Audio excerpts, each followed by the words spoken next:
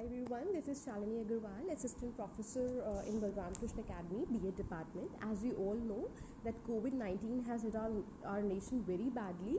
So we have decided to go online with our e-content as well as we'll be uploading the videos also. तो जो मैंने आज का topic select किया है आप लोगों के साथ शेयर करने के लिए वो है प्रोजेक्ट मेथड, प्रयोजन विधि. सो प्रोजेक्ट मेथड ना ही टीचिंग ऑफ साइंस या टीचिंग ऑफ बायोलॉजी का इम्पॉर्टेंट टॉपिक है, ये टेक्नोलॉजी का भी एक बहुत इंपॉर्टेंट टॉपिक है. So going with the introduction of project method was basically propounded bye W.H. Kilpatrick. W.H. Kilpatrick जो है जॉन डीवी की प्रैग्मेटिज्म फिलॉसफी से बहुत ज़्यादा प्रभावित थे, तो इन्होंने प्रोजेक्ट मेथड को प्रोपाउंड किया. लेकिन अगर हम बात करें कि इसे as a method of teaching किसने फाउंड किया, तो वो थे प्रोफेसर स्टीवेंसन. अगर हम इनके शब्दों में बात करें तो व्हाट इज प्रोजेक्ट मेथड, इन्होंने बोला है a project is a problematic act carried to completion in class in natural settings. और अगर हम W.H. किलपैट्रिक की बात करें तो इन्होंने बोला है a project is a whole hearted purposeful activity proceeding in social environment. अब हम क्या करते हैं, सबसे पहले हम इसकी डेफिनेशंस में इसका एक लेमन लैंग्वेज में आपको मैं बताती हूँ प्रोजेक्ट मेथड है क्या. अब किलपैट्रिक ने क्या बोला है कि ये है क्या, it is a whole hearted purposeful activity. अब इसमें दो बहुत इंपॉर्टेंट चीज़ है. एक तो होल हार्टेड आप वही चीज़ करेंगे जिसमें आपको इंटरेस्ट है, राइट. या कोई भी चीज़ अगर आप दिल से कर रहे हैं तो यानी कि आप वो चीज़ करना चाहते हैं क्योंकि आप वो चाहते हैं, ना कि किसी और ने आपको बोला है. सो हमें पता चल गया इसमें बच्चे की साइकोलॉजिकल फीलिंग्स का ध्यान रखा गया है कि बच्चा ये काम करना चाहता है, या फिर जब बच्चा ये काम करेगा तो वो खुद की इच्छा से करेगा, खुद के इंटरेस्ट से करेगा. सेकेंड इसमें इंपॉर्टेंट पॉइंट क्या बोला गया, it is a purposeful activity. अब इसको भी अगर हम दो पार्ट में तोड़ें, पर्पसफुल यानी कि प्रोजेक्ट वही होगा जिसका कोई पर्पस होगा. विदाउट पर्पस आप किसी भी बच्चे को कोई भी प्रोजेक्ट नहीं दे सकते. Next, it is an activity क्या होती है, जहाँ पर काइनेस्थेटिक्स इन्वॉल्व होता है, जहाँ पर आप सिर्फ क्लास में बैठ के सुनते या बोलते नहीं हैं लेकिन आप करते हैं. Yes, learning by doing, very important theory of this method. तो ये क्या है, एक होल हार्टेड पर्पसफुल एक्टिविटी. एक और बहुत इंपॉर्टेंट वर्ड इसमें छुपा है, proceeding in social environment. Social environment के अकॉर्डिंग या उसकी तरफ प्रोसीड करता हुआ, यानी कि प्रोजेक्ट मेथड एक ऐसी विधि है जो ना ही सिर्फ बच्चों के क्या बच्चा चाहता है, बच्चों के इंटरेस्ट के हिसाब से है, बल्कि ये एक ऐसी एक्टिविटी है जिसे हम जो है सोशल दायरे के बीच के अंदर करते हैं या फिर कोई सोशल बेनिफिट गेन करने के लिए करते हैं. So we have to draw a line कि ये हमारा सोशल नीड है और इसके लिए हम कोई प्रोजेक्ट बच्चों से करवा रहे हैं या बच्चों को दे रहे हैं. सो ये एक लेमन लैंग्वेज में दिस इज प्रोजेक्ट मेथड. अब हर मेथड की तरह इस मेथड के कुछ प्रिंसिपल्स हैं, कुछ स्टेप्स हैं, कुछ मेरिट्स हैं और कुछ डीमेरिट्स हैं. So we will be dealing with that now. So talking about, सबसे पहले हम बात करते हैं प्रिंसिपल्स ऑफ प्रोजेक्ट मेथड. तो सबसे पहला प्रिंसिपल है प्रिंसिपल ऑफ पर्पसिवनेस. जैसा कि मैंने आपको बताया प्रोजेक्ट मेथड क्या है, it is a purposeful activity. तो जब तक कि इस प्रिंसिपल ऑफ पर्पसिवनेस का मतलब है कि there should be some objective, कोई ना कोई एक उद्देश्य होना चाहिए किसी भी एक प्रोजेक्ट को करने के लिए. अगर आप किसी स्टूडेंट से प्रोजेक्ट एक्टिविटी के थ्रू जो है उसको लर्निंग करा रहे हो, so you have to set objective. इसके बाद शायद हम लोग बिहेवियरल टर्म्स के बारे में पढ़ेंगे या मैं नेक्स्ट क्लास में आपको बताऊंगी कि why do we write objectives in behavioural terms. तो हम उसमें ये सब चीज़ें डिस्कस करेंगे. सो अभी आप इतना जान लीजिए कि ये जो होती है this follows the principle of purposiveness, यानी कि हमें सबसे पहले ऑब्जेक्टिव्स तैयार करने होते हैं किसी भी प्रोजेक्ट मेथड के लिए, जो कि कोई एक पर्पस होना चाहिए कोई प्रोजेक्ट करने के लिए. दूसरा है प्रिंसिपल ऑफ फ्रीडम. अब फ्रीडम का मतलब ये नहीं है कि आप क्लास को खुला छोड़ देंगे and do whatever you want to do. No, इस केस में जो टीचर होता है he is a facilitator. Facilitator का मतलब क्या होता है, you are guiding students to do something good in terms of social needs, as well as बच्चों को ये फ्रीडम है कि वो अपने इंटरेस्ट के हिसाब से कोई एक एक्टिविटी कर सकते हैं या कोई एक प्रोजेक्ट पे बोल सकते हैं कि मैम मुझे ये प्रोजेक्ट करना है या मैं इस प्रोजेक्ट पे काम करना चाहता हूँ. तो इस मेथड में जो है, जो स्टूडेंट्स हैं, they are free to select their project, मतलब वो अपने टाइटल या जो भी वो प्रोजेक्ट करना चाहते हैं, they are free for that. तीसरा जो हमारा आता है, that is principle of activity. This is very important, this is the crux of जो है project method, principle of activity.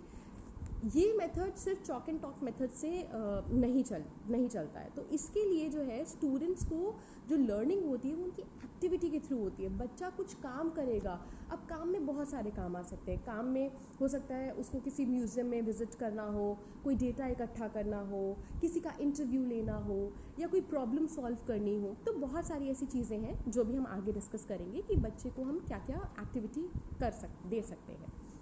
Next is principle of sociability, again very important. जैसा मैंने आपको बताया है कि ये जो है एक सोशल ऑर्डर के लिए हम प्रोसीड कर रहे हैं, तो इसके लिए ये प्रिंसिपल ऑफ सोशिएबिलिटी है। पहली चीज़, अगर हम ग्रुप में काम करेंगे, कोई भी बच्चा अगर ग्रुप में काम करता है तो क्या होता है, वो सोशल होता है, दूसरे बच्चे के साथ वो सामंजस्य बैठाता है और वो और बेहतर काम करता है। दूसरी चीज़, प्रोजेक्ट मेथड में हम ऑलरेडी कह रहे हैं हम वही प्रोजेक्ट देंगे जो कि सोशल नीड्स के अकॉर्डिंग है। तो ये प्रिंसिपल ऑफ सोशेबिलिटी को फॉलो करता है, जिससे सोशल डेवलपमेंट होता है। Next is principle of reality, this is also very important. According to this, project should be real. अब रियल का मतलब क्या है, आप कोई फिलोसॉफिकल प्रोजेक्ट नहीं दे सकते। अगर आपको देना है तो आप कोई रियलिस्टिक प्रोजेक्ट दीजिए जिसे हम रियल सिचुएशन में डाल सकें, इवैल्यूएट कर सकें, इंटरप्रेट कर सकें। So this is very important. So I'll summarize the principles of purposiveness, principle of freedom, principle of activity, principle of sociability, principle of reality. Coming towards the steps of project. So अगर हम कोई भी project strategise कर रहे हैं तो उसके कुछ स्टेप होते हैं। आप जनरली क्लास में ये नहीं कह सकते कि this is the project, you have to do this. तो सबसे पहले आपको you have to create a situation. So first step is creating a situation. आपको क्लास में एक ऐसी सिचुएशन लानी है या आपको क्लास में सब्जेक्ट डिस्कस करना है, उसकी प्रॉब्लम्स डिस्कस करनी है, जिससे बच्चों के अंदर खुद से ये काम करने की भावना जागे। जैसे मैंने आपको बताया, ये साइकोलॉजिकल नीड्स को बहुत ज़्यादा ध्यान में रखती है। तो बच्चा जब खुद से सोचेगा कि हाँ मुझे इस डायरेक्शन में काम करना है, तो वो बेहतर रिजल्ट आएगा। सो इनपुट, आप बस आपका जो काम होगा वो ये होगा कि बच्चों के आगे एक जिसे हम कहते हैं कि एक कोऑपरेटिव सा माहौल क्रिएट करें, कोएर्सिव सा माहौल क्रिएट करें, जिसकी वजह से बच्चा ये काम खुद करना चाहे। सेकेंड है selection of project, very important. अब एक बार आपने बच्चे के आगे एक इन्वायरमेंट बिठा दिया कि आपको ये सारी चीज़ें हमारी सोसाइटी के अंदर हो रही हैं और हम इन चीज़ों पे काम करना चाहते हैं, तो अब बच्चा डिसाइड करेगा उसे किस डायमेंशन पे काम करना है। So he will select a situation कि इस सिचुएशन में द पर्सन और the group is going to work. Next is planning. Now planning is very important. What is planning? Planning basically क्या होता है, हम एक फ्रेमवर्क बना लेते हैं। फ्रेमवर्क क्या बना लेते हैं कि हम इन डायमेंशंस में काम करेंगे।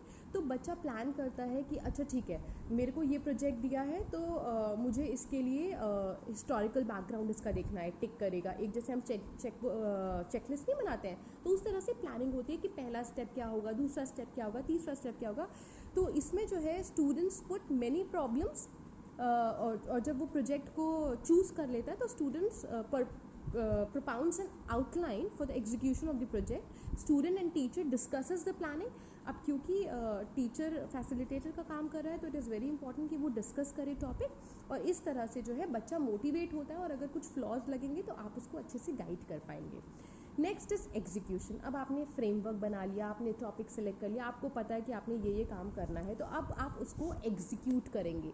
मान लीजिए आपको कोई टास्क दिया है, तो उस टास्क में जो आपने चेकलिस्ट बनाई, मुझे टिक 1, टिक 2, टिक 3 ये सारी चीज़ें करनी है। So now you will execute the planning in the similar way. कि अगर आपने मानो अगर आपको कोई प्रोजेक्ट दिया गया है कि आपको सोलर सिस्टम डेवलप करना है, ठीक है, क्योंकि मैं साइंस के लिए पढ़ा रही हूँ तो मैं साइंस का एग्जाम्पल लूँगी। मान लीजिए अगर आपको एक प्रोजेक्ट दिया गया, you have to build a solar system. So what will you do? आप सबसे पहले प्लान करोगे। प्लान में आप ये पढ़ोगे कि सोलर सिस्टम है क्या, राइट, इसके बैकग्राउंड्स क्या हैं, कितने प्लैनेट्स हैं, क्या प्लैनेट्स की क्या क्या विशेषताएं हैं, ठीक है। ये सारी चीज़ें आप जब एग्जीक्यूट करोगे तो उसके लिए आपको उसकी हिस्ट्री जाननी होगी, उसका नेचर जानना होगा, किस प्रकार का है, किस डायमेंशन का है, कितना बड़ा है, कितना छोटा है, किसके पास कितनी रिंग्स हैं, वो सारी चीज़ें आप इसमें एग्जीक्यूट करोगे। Fifth is evaluation. जब बच्चा प्रोजेक्ट कर लेगा तो ये टीचर का काम है कि वो उसे इवैल्यूएट करे, और इवैल्यूएट किस डायमेंशन पे करेगा, जो आपने ऑब्जेक्टिव सेट किए थे पहले स्टेज पे कि ये ऑब्जेक्टिव्स हैं, हम इन ऑब्जेक्टिव्स को इवैल्यूएट करेंगे। After the evaluation is done, you have told the student the pros and the cons of the project, जो उसने काम किया वो कितना अच्छा था और कैसे अच्छा हो सकता है, उसमें क्या क्या फ्लॉज है। Then you will do the next step, that is recording. आप ये सारी चीज़ों का एक रिकॉर्ड बनाएंगे और उस रिकॉर्ड को सही सलामत अपने पास रखेंगे for future use. So this is in short project method. तो अगर हम जनरली बोलें तो प्रोजेक्ट मेथड में अगर आप देख सकते हैं तो इसमें बहुत सारी अच्छी चीज़ें हैं। सबसे पहले बच्चा अपनी इंटरेस्ट के हिसाब से जो है काम कर रहा है। दूसरा, बच्चा जो है मोटिवेटेड है, बच्चे ने खुद से अपना टॉपिक चूज़ किया है, बच्चे के पास आज़ादी है कि वो उस टॉपिक्स पे किसी भी न्यू डायमेंशन पे काम कर सकता है। So it is more of a constructivism approach. तो इसमें वो भी फ़िलॉसफी छुपी हुई है, हम इसके बारे में और डिटेल से नेक्स्ट क्लास में बात करेंगे। Now comings to the merits of the project method. सबसे important merit laws of learning को फॉलो करता है। हम लोग साइकोलॉजी में पढ़ चुके हैं लॉज ऑफ लर्निंग क्या होते हैं। Law of readiness, law of exercise and law of effect. बच्चा रेडी है, बच्चा काम करने के लिए तैयार है और उस चीज़ का इफेक्ट भी है, इफेक्टिव है। So this follows laws of learning. दूसरा है it is a psychological method, जो मैं आपको स्टार्टिंग से बता रही हूँ कि यहाँ पर बच्चे के इंटरेस्ट और नीड्स के हिसाब से बच्चा जो है प्रोजेक्ट अपना सेलेक्ट करता है। So this is a psychological method. दूसरा है it is related to real life. आप कुछ ऐसा नहीं पढ़ा रहे जो सिर्फ थ्योरी में है, बच्चा खुद कर रहा है, वो प्रैक्टिकली उस चीज़ को यूज़ कर रहा है, उसे रियल लाइफ सिचुएशन में लागू कर रहा है, उसका इफेक्ट वो खुद से देख पा रहा है, लर्निंग बाय डूइंग हो रही है। तो ये बहुत इंपॉर्टेंट चीज़ है। Next is respect for dignity of labour. यहाँ पर बच्चा जो अगर हम एक ग्रुप में काम कर रहे हैं तो एक दूसरे के प्रति जो है एक म्यूचुअल रिस्पेक्ट है। So it this method promotes respect as well as self learning, which is very important. Self learning यहाँ पर बच्चा खुद से लर्न कर रहा है। Yes, teacher is a facilitator, yes teacher is guiding throughout the process, throughout the project, but जो major योगदान है वो किसका है, बच्चे का है। जो मेजर लर्निंग हो रही है वो किसकी हो रही है, बच्चे की हो रही है। किसके थ्रू हो रही है, खुद के एफर्ट्स के थ्रू हो रही है। So this promotes self learning.